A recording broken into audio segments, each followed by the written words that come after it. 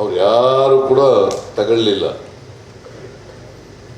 ನಾನು ಮತ್ತೆ ಅದನ್ನು ತಗೊಂಡು ಅದನ್ನು ಕ್ಯಾಬಿನೆಟ್ನಲ್ಲಿ ಇಡ್ತಕ್ಕಂಥ ಪ್ರಯತ್ನವನ್ನು ಮಾಡಿದ್ದೀವಿ.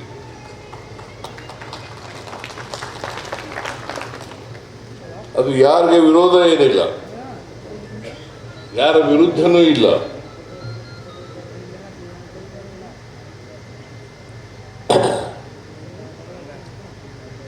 ಎಲ್ರಿಗೂ ಯಾರಿಗೆ ಅವಕಾಶಗಳಿಂದ ವಂಚಿತರಾಗಿದ್ದಾರೆ, ಶೋಷಣೆಗೊಳಪಟ್ಟಿದ್ದಾರೆ, ಆ ಜನರಿಗೆ ಆರ್ಥಿಕವಾಗಿ ಸಾಮಾಜಿಕವಾಗಿ ಶಕ್ತಿ ತುಂಬತಕ್ಕಂಥ ಕೆಲಸ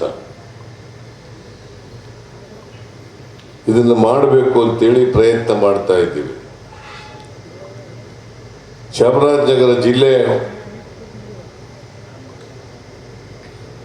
ನಮಗೆ ಬಹಳ ಪ್ರಿಯವಾದಂಥ ಜಿಲ್ಲೆ.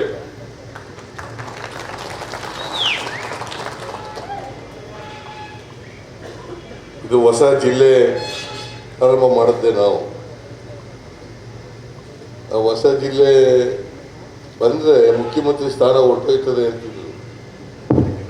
ಚಾಮರಾಜನಗರ ಜಿಲ್ಲೆಗೆ ಬಂದರೆ ಮುಖ್ಯಮಂತ್ರಿ ಸ್ಥಾನ ಹೊರಟೋಗ್ಬಿಡ್ತದೆ. ನಾವೊಂದು 20 ಸಾರಿ ಬಂದಿರ್ಬೇಕಪ್ಪ, ಅದಕ್ಕೆ 2 ಸಾರಿ ಮುಖ್ಯಮಂತ್ರಿ ಆಗಿರೋದು ನಾನು. ನನ್ನ ಕುರ್ಚಿ ಭದ್ರವಾಗಿ ಉಳ್ಕೊಂಡಿದೆ.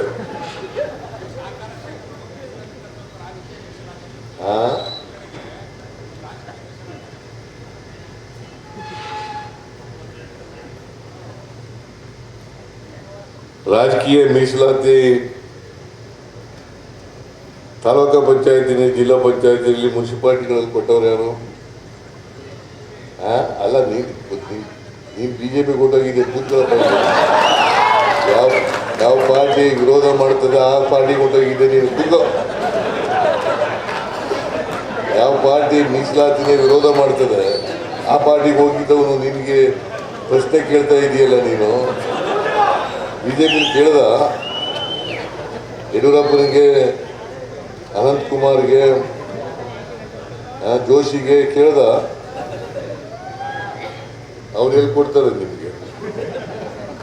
ಅವರು ನಿಮ್ಗೆ ಗೊತ್ತಾ, ಒಬ್ಬರು ಜೋಶಿ ಇಲ್ಲ, ಜೋಯಿಷ್ ಅಂತ ಒಬ್ರು ಇದ್ರು, ರಾಮ ಜೋಯಿಸರು. ಈಗ ಅಲ್ಲೇ ಇದ್ದ ನೀನು. ಅಲ್ಲ, ಹೈಕೋರ್ಟ್ಗೆ ಹೋಗಿ, ಸುಪ್ರೀಂ ಕೋರ್ಟ್ಗೆ ಹೋಗಿ ಕೇಸ್ ಹಾಕ್ಬಿಟ್ಟು ಮೀಸಲಾತಿ ಕೊಟ್ಟರದೇ ಸರಿ ಇಲ್ಲ ಅಂತ ವಾದ ಮಾಡಿದ್ರು. ಆ ಪಾರ್ಟಿನಲ್ಲಿ ಇದ್ದೆ ನೀನು.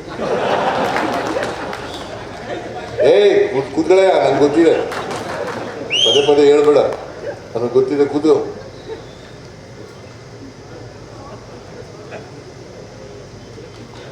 ಯಾವ ಪಾರ್ಟಿ ಹಿಂದುಳಿದವರಿಗೆ ವಿರುದ್ಧವಾಗಿದ್ದಾರೆ, ಈಗ ಸೋಷಿಯೋ ಎಕನಾಮಿಕ್ ಸರ್ವೆ ಮಾಡಿಸಿದ್ದೀನಲ್ಲ, ಅದನ್ನು ವಿರೋಧ ಮಾಡ್ತಾ ಇರೋರು ಯಾರು?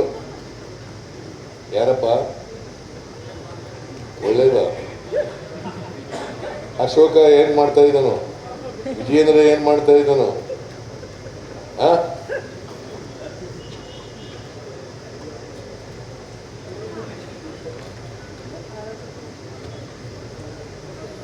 ದೊಡ್ಡ್ರೆ ಗೊತ್ತಾ ನಿಮಗೆ?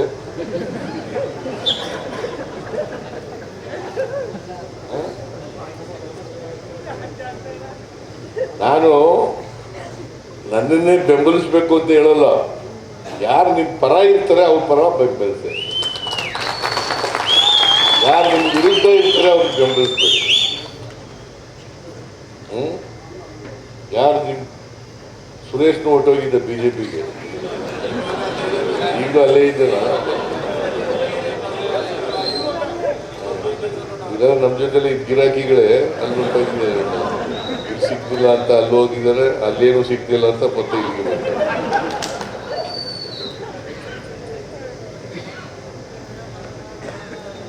ಏನಾದ್ರು ಮಾಡಿ ರಾಜಕೀಯವಾಗಿ ತೀರ್ಮಾನ ತಗೊಳ್ಳೋರು ನೀವು. ಆದರೆ ತಗೊಳ್ಳುವಾಗ ಯಾರು ನಿಮ್ಮ ಪರ ಇರ್ತಾರೆ, ಯಾರು ನಿಮ್ಮ ಪರ ಇಲ್ಲ, ಅದನ್ನು ಯೋಚನೆ ಮಾಡಿ.